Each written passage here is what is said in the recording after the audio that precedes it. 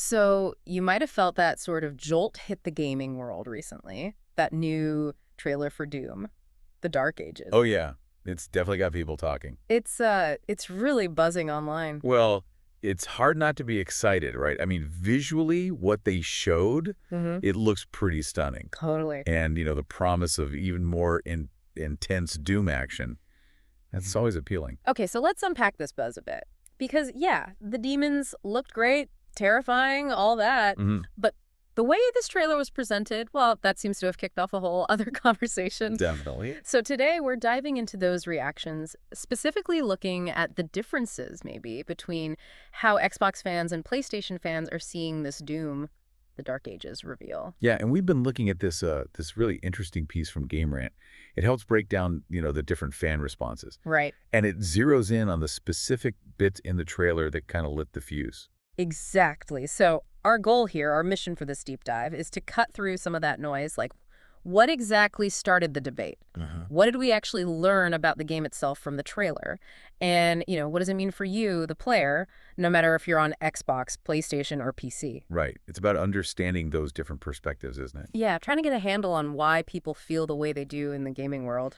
And it's a fascinating look at how platform loyalties can sometimes shape how these big announcements land. Even for games that aren't actually exclusive. Exactly. Even then. So let's get right into it then. What was the initial spark? The Game Rant article points to something right at the beginning of the trailer presentation. That's right. Yeah, the article mentions the game director, Hugo Martin. He apparently started off by saying, pretty directly, "Hello, everyone out there in Sony land."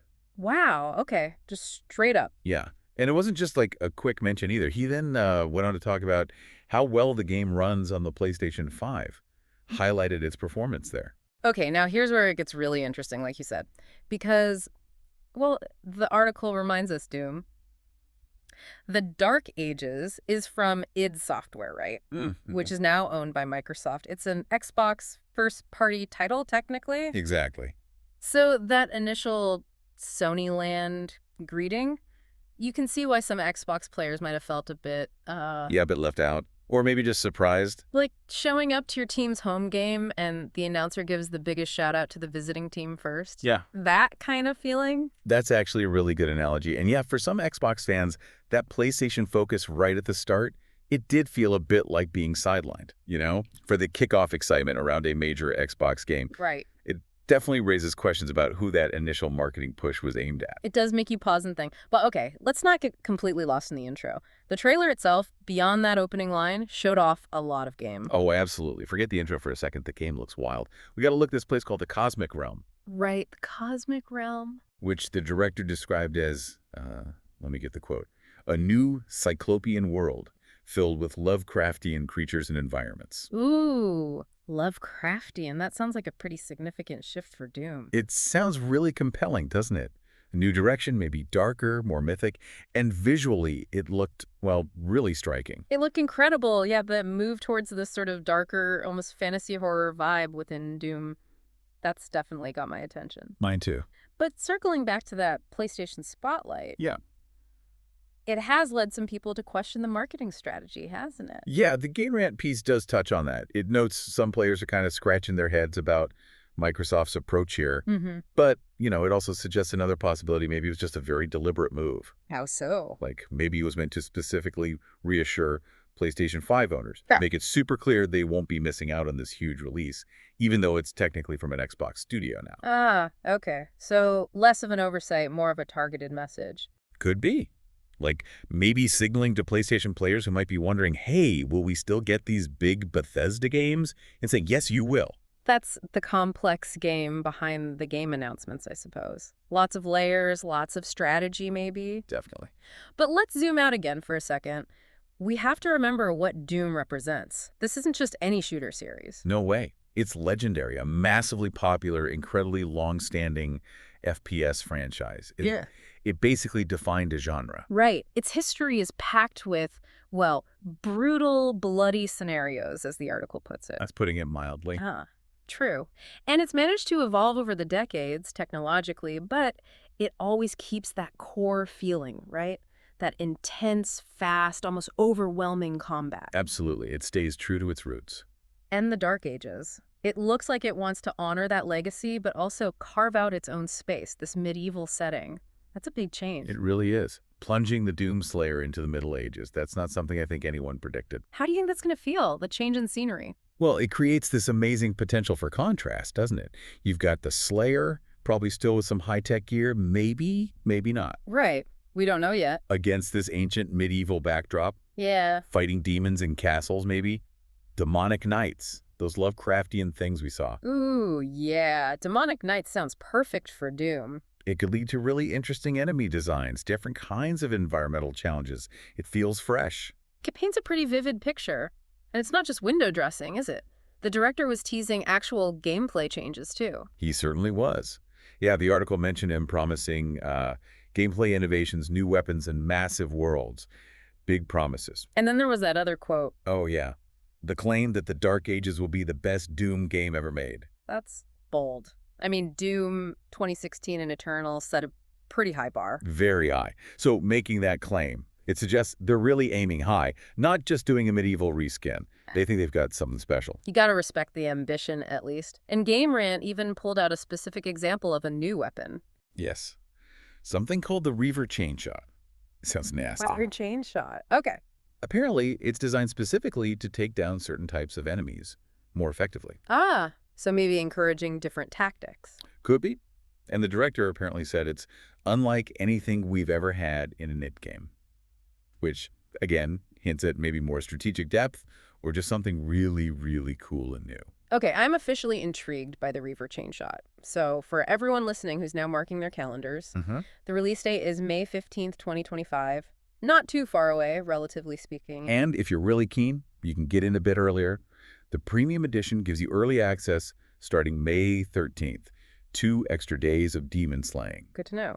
Now here's another little wrinkle in the whole marketing discussion. Yeah. Around the same time this trailer dropped, Xbox also announced a bunch of Doom, the Dark Ages themed hardware. Ah, right. I saw that, like controllers and stuff. Exactly. A wireless controller, an Elite controller version, and even a whole custom skin for the Xbox Series X console, all themed around the Dark Ages. Okay, so Xbox is releasing hardware, celebrating the game. Right. While the big reveal trailer leads with a shout out to Sony Land and PS5 performance. It does seem a little dissonant, doesn't it? A bit of a head-scratching moment, maybe. Yeah, it adds another layer to that whole question about the marketing focus and priorities. Yeah. It's curious. It is. But, and this is the important bottom line, right? The Game Rant piece also made sure to emphasize this. Yes. Despite that initial trailer focus, Doom, the Dark Ages IS coming out on Xbox Series X and S and PC. Absolutely. Alongside the PlayStation 5. So regardless of how that first trailer landed for some people, the game itself isn't skipping any platforms. It's widely available. That's the crucial takeaway, really. The marketing angle doesn't change the actual release plan. Everyone gets to play. Exactly.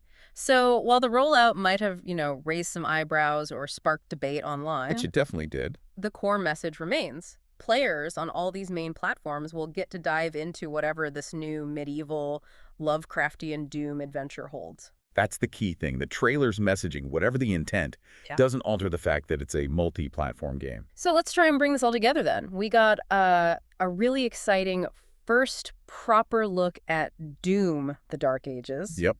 It's intense. Showcasing a bold new setting, that classic brutal action we expect, plus hints of new stuff like that chain shot thing. However, the way it was introduced, the director's opening lines, the PS5 emphasis, especially for a game from an Xbox-owned studio, well, that definitely stirred things up. It sparked a lively discussion for sure. And some, pretty mixed reactions depending on which fan community you looked at. But when you peel back that layer, that marketing layer, the game itself looks really compelling, doesn't it? It really does.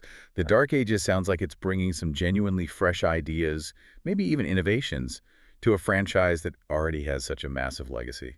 And that kind of leads us to our final thought, something for you listening to chew on. In today's gaming world, where so many huge games launch across multiple platforms, how do studios actually make these marketing decisions? Like when they create a trailer, who are they really targeting first? What factors do you think go into deciding whether to spotlight, say, PlayStation performance versus Xbox features or PC specs? That's a great question. Is it about reaching the biggest current install base? Yeah. Is it about reassuring a specific group? Is it contractual obligations sometimes? Right. And what kind of ripple effect does that targeted marketing have? Does it unintentionally alienate parts of the fan base, even if everyone gets the game eventually? Yeah. How do you balance promoting on specific platforms versus making everyone feel equally hyped and included from day one? It's a really complex puzzle, isn't it? That balance between platform specifics, exclusivity deals maybe, and just engaging the broadest possible audience eager to play your game. Definitely something to think about. Indeed. It really highlights the evolving challenges and strategies in game marketing in this multi-platform era, how studios navigate it all. Well, thanks for taking this deep dive with us into the Doom trailer talk. Always interesting stuff. Until our next exploration.